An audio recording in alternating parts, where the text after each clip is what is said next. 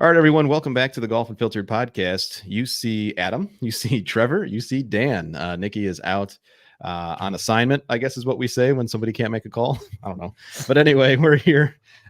Be sure to follow us all over social media, of course, at Golf Unfiltered. And before we get going, I wanted to introduce our new title sponsor for Golf Unfiltered. If you follow us at Golf Unfiltered, you probably already know this, but True Linkswear is our new title sponsor for not only the podcast. Trevor's rocking the polo. Dan and I are rocking some hats here. They got a really cool thing of it's called the Hat Chef, and they actually do it for polos too, where you can design your own hat. As far as the last time I looked, they have a few more options in the polo department for that. But Dan, you and I were able to design our own hat. I went with the Yeti. I like this guy. He's kind of goofy. And you've got the Dead Golfer Society badge. Yeah. That's awesome. They let me design a polo too. So on the polo, I'm not wearing it today because Panthers won last night, so I had to do that. That's right. But on the polo, I went with the skeleton golfer. Awesome. So, the dead golfer guy. Yeah. And then Trevor, you've got the polo on. It's really nice and breathable, you were saying? It's nice. Fits. My arms look good in it, I feel like you get a lot of golf shirts where they're kind of, I want to show off the guns. So That's right. It looks good. Feels good. Nice. And excited to wear it outside on the golf course. Absolutely. And you can look good and feel good too, folks. If you were to go and use Unfiltered 15 at TrueLinkswear.com, save 15%. You not only help us out, but you also help out True Linkswear, one of our favorite brands. They've been a long time supporter of Golf Unfiltered, and I'm talking like years. And so, Dan, you and I were able to go down to Orlando recently in January. We got to take a look at all the cool stuff that's coming out. Pretty exciting things to expect coming from them soon. Yeah, if you think the stuff that we're all wearing right now is pretty cool, wait until you see what they are going to be releasing in the near future. Because one of the cool things about the PGA show is you get to see all the cool stuff on the docket.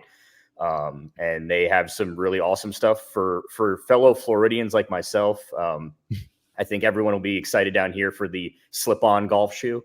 Or as Adam likes to refer it, the Florida man shoe. Yes, it is. But also low key, and I picked this up the other day. Perfect for the summertime too. They have these really cool rocks glasses, but they are made of silicone.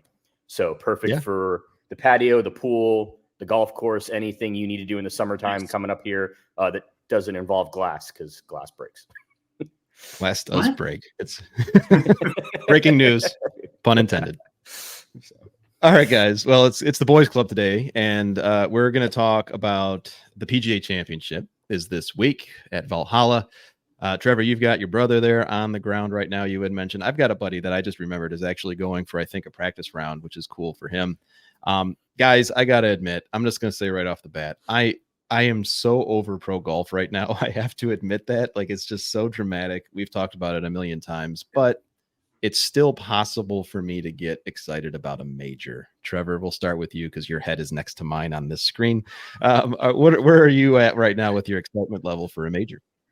Major. I'll always get up for majors. But to your point, I didn't watch a ton of the Wells Fargo this weekend, an event that I've been to several times, an event that obviously has the best players in the world. It just, I don't know, wasn't that I was more into the LPGA with, Nelly Korda's going for 6 in a row. And they obviously, Roseng was unbelievable. And I don't know, I just found more interest in that as opposed to the PGA Live bitching back and forth kind of thing. And now, Tiger's back in the mix and negotiating. And I mean, it's just all too much, really. And that said, Rory looked dominant down the stretch, and obviously coming back to Valhalla where he won his last major championship 10 years ago. I'm excited for that. It was insane the last time they were there. And, with the crazy finish that we had a darker than it seems on TV scenario and hitting balls into each other. And, Brooks coming off of a win. I have no idea what that means, but is he playing well? Is he not? I don't know. I mean, he won a Live tournament, which I, for the life of me, still cannot figure out how to watch. Not that I really was into it anyway, but anyway, there are good storylines. It is a major. We'll see Tiger hobble around for 2 days, and that will be exciting for like a 4 or 5 hole stretch, and then we'll be sad because he's kind of cooked. But it's a fun tournament. It's hard for me to just have over the top excitement. This isn't the Masters. This isn't British Open. I'll watch what it is. I'll check it out. It's you have a chance for Brooks to win yet another major. I think you have Rory to get back on that track that he was on 10 years ago. I mean, he's still relatively young. I mean, we've seen Phil win a PGA 50, right? I mean, there's a lot of good story. And then Scotty Scheffler, will he show up? Will he not? It looks like he's going to. Looks like maybe he had his kid and somehow that didn't get out. I don't know. But that's that's his news to share with everybody. So I'll watch. But the excitement level is not what it was in years past, for sure. Yeah, I agree pretty much with all of that. Dan, first of all, where are you at? You said you weren't home. Are you in Michigan? No. I'm down in Jupiter. So I'm not that far away, but I mean, I'm not in my house, so I don't have access to some of my normal stuff today. But Jupe life. Yeah, Jupe exactly. life. Back down briefly in Jupiter. So shout out to Jupe life, my home away from home that used to be my home.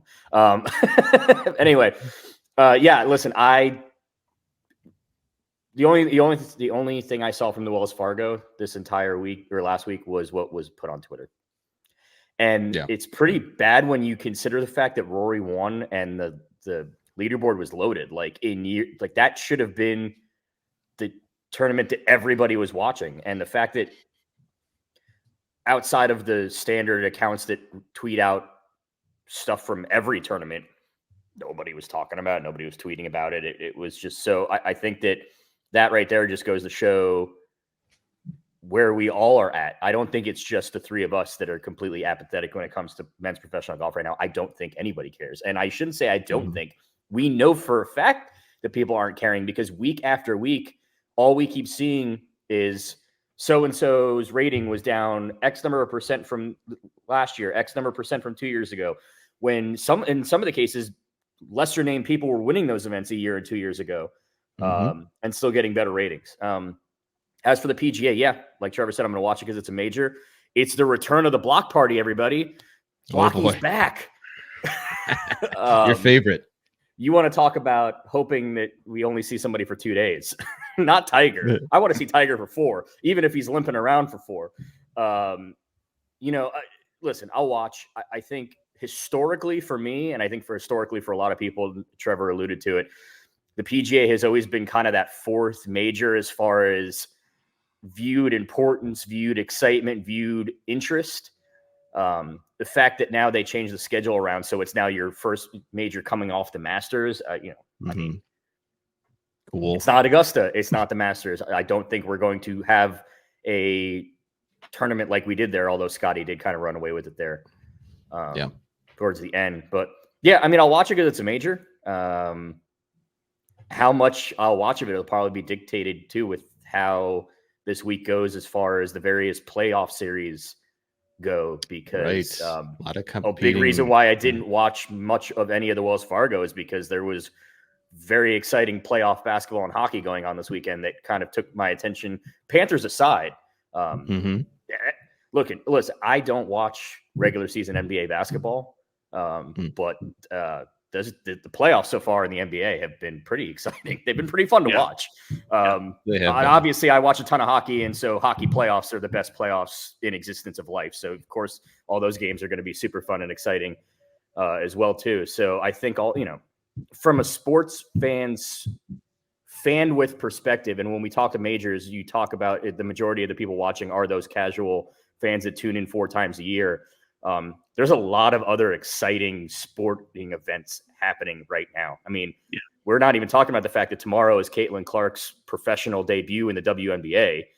This week is the opening week of the WNBA, which now, as we've seen, is going to get a lot more eyeballs than it has in the past too. So yet one more thing now that golf is going to have to compete with, not just for the majors, but on a week in, week out basis. listen, we're not sponsored is what I meant to say by the WNBA, but sign up for the WNBA League Pass. I did. It's like $35 for the year. It's ridiculously affordable. Really cool interface too on there. But yeah, dead on for that. And I gotta agree with you guys. I mean, yes, it's a major. Yes, it's I don't know how much anyone's going to be watching this week because of the weather. Have you seen the weather report? Well, that too. Yeah. Apparently it's going to rain. Yeah, apparently it's going to rain like every day, or at least there's a chance every single rain day. Bad. It's just Rory, baby. That's right. Put all those, exactly. Shove all those chips over to Rory. That's right. Waterlogged like crazy come the weekend. Yeah. So they're going to be throwing darts, like you said, Trevor. Brooks has a chance, I think, to win his 4th PGA, which will be ridiculous. His 5th major overall, I believe. I don't know. This is right? 6th major. Thank you. Yeah, I was like, wait a minute, because I remember the meme of him flashing the 5 when he was showing that whole thing. That was fun. Remember those days when golf was fun? No, it's like no, I don't either. That was the biggest controversy. Was did Brooks tip his club selection? Like that was the biggest argument we had in the game at that point. Which he did. That's yeah. I think but nobody cares 100%. anymore. Today that seems so insignificant, and back then that was like the biggest controversy you could have. Like, for sure. I wish we could go back to that again. So it's going to be interesting how things play out. I mean, obviously, a lot of the live guys, another big storyline going into this week is that a lot of the live guys got invites to come. I mean, we're going to get Taylor Gooch, so no asterisks. Dan, I know you're excited about that. And then a handful of other players. Obviously, Brooks is going to be there as the defending champion, and that's happening on the course. The off the course stuff is what's, I think, driving all of us nuts, and the majority of golf fans. And Dan, really excellent point with the drop in viewership numbers across the board. People are sick of this stuff, and the drama behind the scenes as far as who's going to be on the PGA Tour policy board, who isn't. Is Rory going back? No, people don't like me anymore, so I'm not. It's just a whirlwind of different things. And Trevor, I mean, how much do you pay attention to that stuff? Because I pay too close attention to it, and it's making me miserable. So I would not recommend that you do if you don't. But is this chatter stuff on your radar? Well, so we're like a year now since they had a deal in place almost, and then once January 1st hit, and it was obvious that deal wasn't happening. That was their deadline or whatever. Right. I mean, most people were like, "Oh, they're not going to come up with something." Like the last few weeks of December, I remember being like, nothing's happening here, even though. And then, so I kind of tuned it out after that. I'm like, when they strike a deal and they figure, because they have to make a deal, they have to get all those live players playing back with the PGA Tour guys. I mean, they have to do it, and so whatever that looks like, just let me know when that happens. That's kind of been my thought process on this whole thing, and all the complaining and stuff, all the back and forth. It's just exhausting, and I've just kind of, for the most part, tuned it out. Obviously, like Rory the past couple weeks, and maybe he's not friends with Tiger anymore. Obviously, that gets a lot of headlines and stuff. It's just, let me know when you figure something out here. Like I said, I can't figure out how to watch a live golf tournament, and I really have no interest in doing so. Brooks wins in Singapore. Cool. Who did he? I mean, awesome. The only reason I knew that he won is because I followed Jenna Sims on Instagram, like most people. Oh, there you go. Right. That's it. That's my frame of reference for live, and I don't know. It's annoying. It's frustrating. They got to figure something out, and when they do, just send me a text or something. Let me know. Hey, it's done deal now. And then I'll tap back in. You just have live golf in your phone. Just comes up. Oh, thanks, guys. Yeah, thanks for the update. Yeah, let me know, Greg, and when that happens, just give me a shout out, please. Dan, a lot of interesting things Trevor just said there. Does a deal have to be done? Can we still continue to live divided? I'm leaning towards no. I don't even know anymore. Yes, but no. We're so defeated. Apparently, the PGA Tour, because like you, Adam, I am way too chronically online. So unfortunately, I know way too much about this whole thing. Apparently, the PGA Tour is just going to now create new committees so Rory cannot feel left out anymore and not feel butthurt that nobody else wants him around anymore. I don't know. Now there's a transition committee that reports to the committee for the committee. It's like something out of an Office episode, like the committee to determine the committees, like that, when Jim created the committee to determine the validity of the committees, like that's where we're at right now on the PGA Tour, except this is actually real life with a multi-billion-dollar industry organization. Like I think it's never been more corporate. Yeah, I think we need some sort of resolution. I don't necessarily know that we need a merger or an agreement. I think we need we just need, at this point, we just need a resolution. We either need a concrete, yes, we are coming together, or a concrete, no, this is never going to happen. Everyone move on with their lives and figure out what you want to do now. Because the longer we keep sitting in this proverbial purgatory of will they, won't they, will they, won't they, all it's going to keep doing is keep hurting the fans and causing the fans to continue to keep not caring and which is going to result in the fans continuing to just stop watching. And then you're going to have an entity that was already a niche sport in the first place that just got a $2 billion infusion, and investors are start going and wondering, when am I going to get my money back? And the answer is going to be, you're not. And so that just is going to lead to a whole nother slew of financial and legal issues that none of us are smart enough to figure out what any of that's going to mean. I don't think they even know. I mean, there was this interesting back and forth. There were a couple of them, actually. The one between Anthony Kim and Brandel Chambly. I mean, I won't repeat what was said, but I mean, those who know, and it was not great. But, kudos to Anthony Kim for being a little bit more active. And I just really quickly on that. I mean, I think it's interesting that Anthony Kim, obviously, we've talked about his appearance. We've talked about where he's been, what he's been up to, what you've been doing, Anthony. And he's not really hiding behind it other than, you know what, I'll tell my story when I want to. But he's getting a lot of flack rather on Twitter, but his back and forth with Brandel was just ridiculous. And Brandel, being named, I believe, the lead analyst for the US Open, if I have that right. Interesting choice, but we'll talk more about that closer to that time. What was really interesting was this Phil Mickelson going in and talking about how, the same thing that he's been talking about all along, like, oh, the emperor has no clothes anymore. The PGA Tour, all the secrets are coming out now and all that. And I just had to think, you know what, Phil, if they were really serious, if Live Golf was really serious, you wouldn't be playing your individual championship at Bolingbrook Golf Club, 10 minutes from my house. You could play I can go walk on right now. Be serious, guy. I mean, come on. But at any rate, I mean, I don't know. I agree that they need to come to some conclusion. Dan, like you said, either we're in or we're out. Let's move on. Because right now the look isn't that Liv is taking this extremely seriously with the courses that they're playing at, because they had nowhere else to go, at least in the Chicago area. Two things. One, real quick, that Anthony Kim thing, I thought it was very interesting that he posted that very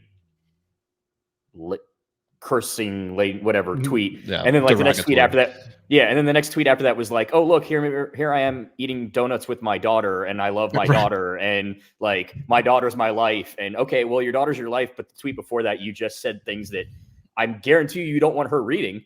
And you don't want to have to explain to her, one. And two, Phil coming out and basically saying like the system's broken is hilarious, because one could argue he helped break the system that he now is trying to fix. So it's just like, what are we like? Self-awareness much? Like what are we doing? But yeah, I know you broke. Well, I shouldn't say broke the story, but you had that story. What was it, last week or the week before on GU on the golfunfiltered.com about just exactly how that came to be, and all the courses that they tried to go to who were like, get lost. Absolutely not. Nope. No chance. No thanks. So Liv is being cheap, as far as I've been told. They're being cheap on what they offered at these courses to go play the tour. And last week on this podcast, I did a solo recording about that conversation I had with someone who knows. And look, if they're serious, not to repeat myself, but if Liv was truly serious, they would be doing everything they could to go play at Medina or Olympia Fields. And granted, those courses may still say no because they don't want to break any relationship they currently have with the PGA Tour or PGA of America. Timely enough with the PGA Championship being this week. But in the same token, if you're not going to break even, if you're a golf course in the Chicago area, like a Cog Hill, Highlands of Elgin, there's Thunderhawk, there's a number of other ones, and they weren't even going to break even on what they would have, recouped from tee times had they not had to close the course. You're not serious people. That's just what it is. So long story short, we've got this tournament. We've got, like we did with the Masters, we've got both worlds converging onto one course. Valhalla is obviously a very well-known course. Everyone's looking forward to it. Trevor, I'm not a fan of the Hala hats with the big Hala across. What are your... It's got to your brother's there. It's got to stop. Okay, so you're not getting one from your bro? Stop. Not every... I mean, it's a dumb-looking hat to begin with, but when you're unnecessarily shortening your name to something that no one has ever called it before, I mean... Even in the pros, I belong to Hidden Creek Country Club. They even have Creek hats in the pro shop. I'm like, this is stupid. Nobody knows what that is. Nobody knows. I mean, it's an epidemic. It needs to stop. I just the true epidemic, right? Yeah. That's going to be taken the wrong way. No, I'm sick. I'm sick of it. Everybody's got their dumb hat with the big letters on it. Also, Can we talk about suspending Dan from the podcast for bringing up Blocky? Can we? I was hoping he's on notice. So did you know? Listen, everyone who has ever listened to this podcast knows that was very much a dripping with sarcasm. Okay, do you know what I got, you Dan? You still did it. You still. Oh yeah, I don't think Trevor knows this one because this was pre-Trevor joining the team. I got Dan because Dan loves Blocky so much. Right. I bought him a cameo from Blocky for Christmas. And so, yeah, imagine that one. Imagine getting that one in my text one morning. I mean, imagine paying for it. To his credit, the dude is milking it. He is still hanging on. I saw he's going to be at DJ Khaled's charity tournament as a celebrity guest. Another one. Another one. Just shoot me in the face. Hopefully, Rory or Brooks, they go out there on Thursday and shoot, 61, and that's the story or something. Like you just Blocky misses the cut. Yeah, I'm done with the Blocky thing. You know what? And I'm just going to say this too. I mean, we have the opportunity to interview Blocky's caddy, and I'm just like, I don't know. I think we're done. You made the right call. Yeah, and I'm sorry if you're listening to this, folks. I'm sorry, we're done. We got. It's no offense to him or his caddy, but like, it's just it has truly ridden its court. Like, right. There's just what more can be talked about? Okay, like great, you made that hole in one with Rory last year, but that was basically it was 1 year ago. So like, how much more can we talk about that? Also, and here's the I talked about it at the time. I wrote an article about it on Golf GU at the time. Like, it would be one thing if this guy was showing up at tour events and actually playing well too. But if you go and look, well, first off, the whole PGA professional thing, he's been playing tour events for like 15 years. So like, I'm not saying I'm not saying he's directly in that category of Omar Uresti. Omar. Yeah, I'm not throwing him in Omar territory, but also like, it's not like he truly showed up out of nowhere. He's been playing in tour events and not playing well in any of them for a very, very, very long time. So yeah, listen, I think it's great that he had a great week. I think it's awesome that it resulted in more people paying attention to the PGA of America and amateur golfers going and doing more stuff. That's fantastic. But like, just like everything in life, it had its shelf life, and the shelf life passed like 9 months ago, and it's still going on. Like, come on. So in all fairness, not to throw fuel on your fire, Daniel, but Blocky tied the course record at Valhalla during a recent scouting. I don't mean, of course look, he did. Of course he did. Oh, Of course he did. Is Michael Do Block the personification of Too those much hats? run. Yeah. He's getting too much run. Was there somebody there to actually witness this? Do we have proof that he actually did break that tie the course record? Like, I don't know. Are we or is this becoming like a Bigfoot situation? Like there's just the legend is just growing with every day. Yeah, exactly, with every day. But do we actually know that any of it's legit? Like, and I'm sorry to anyone who likes him that's listening. I'm not trying to like. It's an honest question. Like, do we actually know that happened? What he was able to parlay that 1 week into, I mean, I'm sure he's made a ton of cash for his family. That's good. Happy for him. It's not easy being a PGA professional, going in early and getting carts ready and cleaning up the shop and all that kind of stuff. That sucks. Yep. That's the non-glamorous part of his job. What's the over under on how many times they show his hole in one from last year? Oh God, I'm gonna set it at like 5.5. Easily. Oh, I'm over hammering you're way pounding over the over. Yeah, pounding the over. You mentioned what were we talking about earlier? I've lost what we were talking. See, this is what Blocky does. Yeah. He just derails everything. Yeah. Trevor, you had mentioned something about you were talking about the hats, the holla hats. The hats, and then there was something else that Trevor, you made me think about. I mean, we've got about 4 or 5 minutes left. Do we need to do our due diligence here, Trevor Reese? Do we need to do our due diligence, talk about the Drake and Kendrick beef? Because you and I are so deep into this, but I know nothing, so I'll just you guys have. Where are we at with this? I need to preface this by saying, like, as a white male in my 30s, I should not be commenting on this at all. Nor should we. This might get us canceled. It's fine. That said, I was very disappointed we didn't get any new diss tracks this weekend. Yeah. What are we doing? What are we doing, Kendrick? I mean, let's get out with it. Like, Not Like Us is a banger. That's a great song. I mean, he makes some wild accusations that, if true, are devastating. I mean, terrible. It's not good what he's alleging. But we didn't get any new songs for like a whole week. I mean, last weekend was like one right after the other. It was awesome, and all the commentary on TikTok and Instagram and all that, it was awesome. I was way too invested in it. Running around all week just in my head singing BBL Drizzy. I was just gonna ask. BBL. I can't get it out of my head.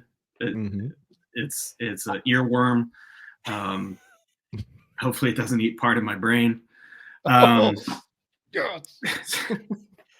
have a question here. As like Trevor said, as 3 white men in our 30s / early 40s range of things. How many of us, of our demographic, are learning essentially in real time because of this what a BBL is? And even older people, for that matter. I did have to Google. I used Google for some of the in order to interpret some of the tracks. How many people are hitting the Google? How many people are hitting the Google to learn what some of these disses are, so they can actually understand what is being said? I mean, it's been rough. It's been rough. My search history is embarrassing right now, honestly. So. Not that it isn't all the time, but I mean, more so this week. Yeah, incognito tab, my friend. Exactly right. It's so crazy. It's just layer upon layer upon layer. The stuff that's being said in these tracks are ridiculous. And apparently, I don't know. I mean, Kendrick says he's got the smoking gun if he ever wants to drop it. He's got the atomic bomb that he's waiting. And so, to your point, I was okay, is it coming? Like, what's going to happen? Something. Right. We need something. And I'm sitting there and I'm like, why do I care so much? This is terrible. There's so much of this in the world right now. We don't need it. But I'm still like, I mean, it's gotten into my head so much that I was like driving around the other day and a Drake song came on, on the radio. And I'm like, ugh, change channel. Like, I can't listen to this nonsense. He's out. He's done. He's done. We will not be seeing him at Toronto Raptors games. He will not be claiming any other sport teams. He won't have Kentucky basketball practice at his house. Nope. No. Okay. Nope. He's done. He's done. All right, gentlemen. Well, I think that's about as far as we can go into that because I don't want us to get wrapped up in anything else. It's a Maybe next week. fine line. It's a very fine line. Maybe next week we'll talk about geopolitical issues and we'll cover that at the end. No, that's boring. At any rate, be sure to follow us all over the place at Golf Unfiltered, especially this week, because we're all very active on X, as well as other places about any major that goes on. So I'm sure you'll be hearing, seeing Dan and Trevor, as well as Nikki chatting it up. We try to get involved and stay involved and bring you information about what's happening. Be sure to also go visit our friends over at True Linkswear and remember to use the code Unfiltered15. Save 15%. Buy yourself something nice. They just dropped the new Lux G golf shoe, which I've got a pair that I bought for myself that's coming. Allegedly, gentlemen, they're the easiest shoes to keep clean ever. So I will be putting that through the ringer to see. But let them know that we sent you. Anything before we let the fine people go? Trevor, from you? Shout out to Rosang. Yeah, for sure. I'm looking at the leaderboard here. Her and Sackstrom, they were 24 and 22 under. Next closest was 9 under. I mean, they had a week, and that was a cool duel to see play out. Yeah, that was awesome. For sure. Dan, any final words? Shout out to Victor Hovland, who I went ahead and said was going to win a major this year. He's only played 7 events, so great going on my part to pick that. That being said, Vic, if you're listening, if you want to win this week, plus 4,000, I would love it. Like, because he's not playing much, nobody really knows what to do with his odds. So he's currently sitting at plus 4,000. So if this wants to be, if this is the week where you want to show up and show out, let's do it. Please. Just so I don't have to keep wearing that whole Vic's going to win a bunch this year thing. And then he just doesn't even show up to play, let alone do anything. Yeah. He's only played 7 events. I don't know. But I was scrolling this morning and someone was like, he's only played 7 events. And I was like, I didn't even realize it was that much. Because now that I think about it, I've never seen him this season, basically. And he was so dominant to end the season last year. I know. Yeah, that's a weird drop off. We went to the PGA Championship, not the PGA, BMW. Chris McEwen and I went, and some of the shots that Vic was hitting, I couldn't believe it. Like my eyeballs, I had to pick up. They were ridiculous. But anyway, that just reminded me, Dan, I got to go and place my wagers legally. Place my wagers, kids. Always do it legally. Of course. But at any rate. All right, guys. Be sure to tune in next week. We'll do a recap of the PGA Championship. Stay safe, stay healthy, go play good golf if you're out there playing golf, and we'll talk again next week.